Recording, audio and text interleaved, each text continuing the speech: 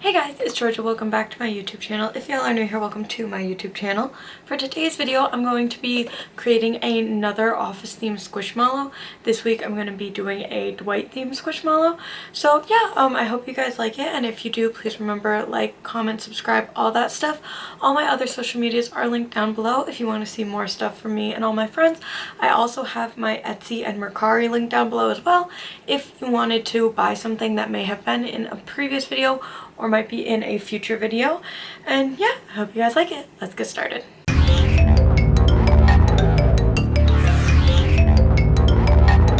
Alright, so here we are. We're going to start with just making a new pattern for the Dwight design.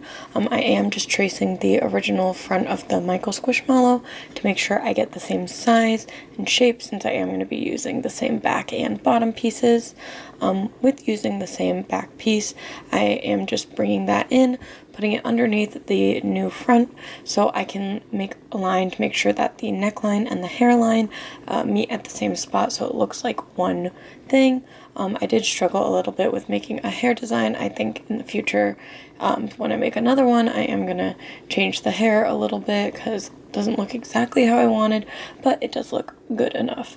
I went off camera and traced the eyes and mouth from a different squishmallow and going in, doing a little suit undershirt type of thing. I'm not doing a full suit here, just his basic mustard shirt and a brown tie, and lastly adding in his iconic glasses, which I will also be changing how I do for future projects. Now that I have all of the patterns done, it's time to start going in and cutting the fabric. Just cutting the back of the hair to the right size, and same with the front, and doing that same process with the shirt, just cutting some of that mustard fabric for the front of the shirt and for the back. Once I had that done, I can go and do the skin for the face. I have a perfect piece of fabric already, and just cutting a nice strip for the back.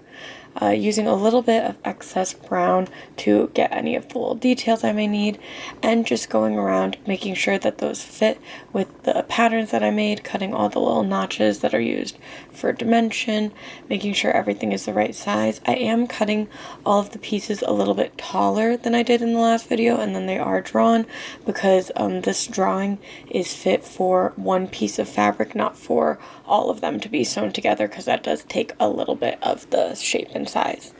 And just making sure that they all match up and align, doing the same with the brown, just to make sure that I will have the right size pieces and they're all the same proportion that I'm intending them to be with my design. For the face of the front, I am doing everything, including his hairline, on this piece of fabric because I just add the hair like a detail. I don't make it its own piece of fabric like I do the shirt and the face. And again, just going through with the shirt, making sure to get that little notch in at the bottom so that when it goes into a circle, it becomes a sphere and not just a flat circle.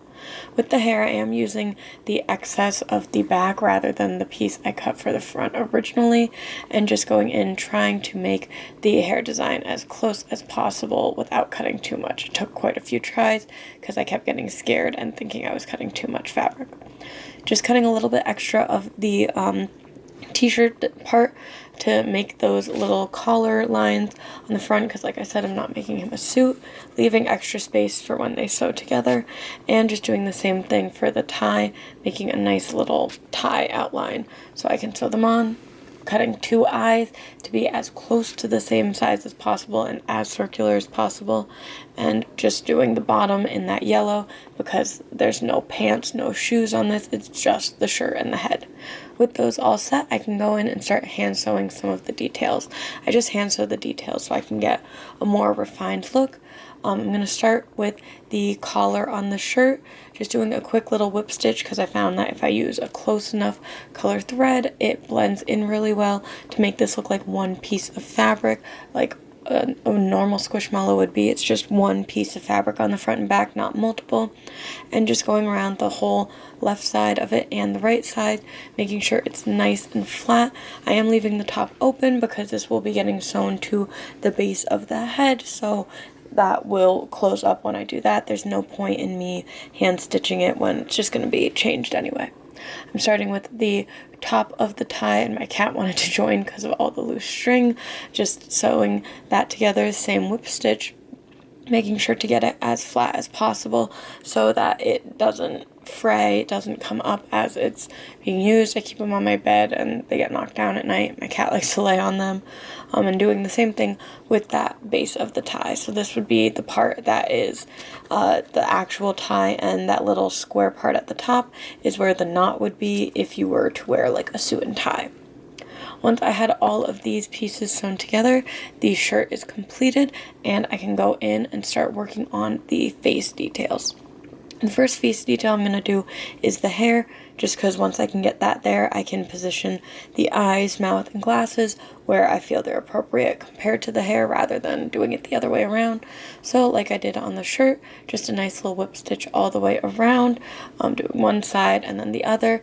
I did end up fraying this a little bit, just trying to fluff it because I didn't do as close of stitches as I wanted to, and I'd prefer to make it look like a nice seam of fabric than to make it look all bunched up and crinkled. I just think it looks nicer when it looks like it was printed that way.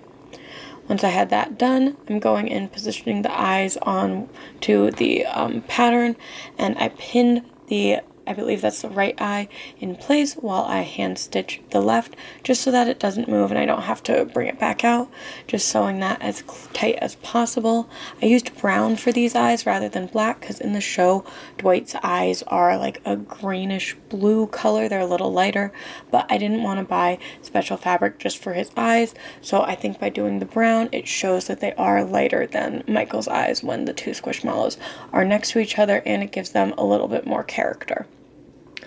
With the eyes done, I can start doing my embroidery of the glasses. This process I will be changing when I make one for my friend, but I'm just putting a line of straight needles down so that the top of his aviator-ish glasses can be straight and doesn't get all wonky, and just going through doing a visible stitch. I'm not sure exactly what this is called, but pretty much if you were to look on the back, there would be 2 lines of thread around the whole thing rather than 1, and this just helps so that the line is clearly there, but it's not, gonna move up and down with use, and it just makes it look a lot tighter. I think in the future I would make the shape and then sew the thread in place, if that made sense. I feel like that would look nicer because this is clearly not one piece of wire like glasses would be.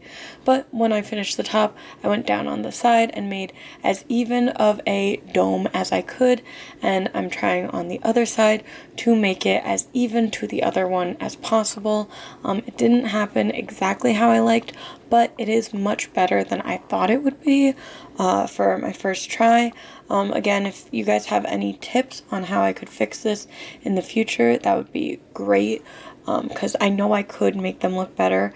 I don't know if fabric paint is what I should use, if I should find like an iron-on cutout, whatever it may be. But lastly, just doing that little bridge that goes over the nose in aviator glasses. Once I had the glasses all set, I just need to go in and do the mouth. I'm just doing the mouth the same way I did the Michael one with the peach embroidery thread, just making a little smile. I did think about making Dwight have just a straight line because he is very serious, no nonsense, and is not as smiley as many of the other Office characters.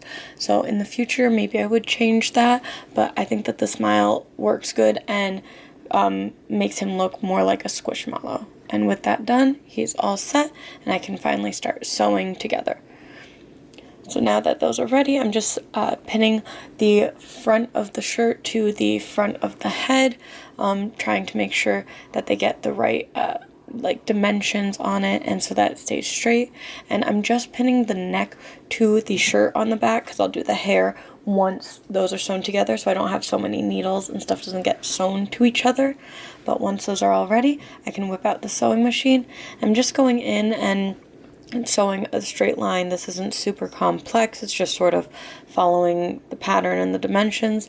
I put the needles so that the head of the needle is facing me and the point is facing away, so as I feed it through, I can just pull the needle out. My grandma told me I could just let them run through, but long term that would end up messing with the machine, and the fleece is already a really thick fabric, so I figure whatever I can do to make this as easy as possible is what I'm gonna do. So again, just feeding it through the machine, trying to make the line on the right side as even as possible so I don't have wonky lines. And once I have finished doing the hair to the neck to the shirt, I'm just going through all of those little dimension areas and sewing those together. Those are just what make it so it becomes a ball, like a sphere, rather than just a flat circle. If I didn't have those, it would just be two circle pieces flattened together and it wouldn't look as much like a squishmallow. It would be more a pillow. After those are done, I can start sewing the front and back pieces together.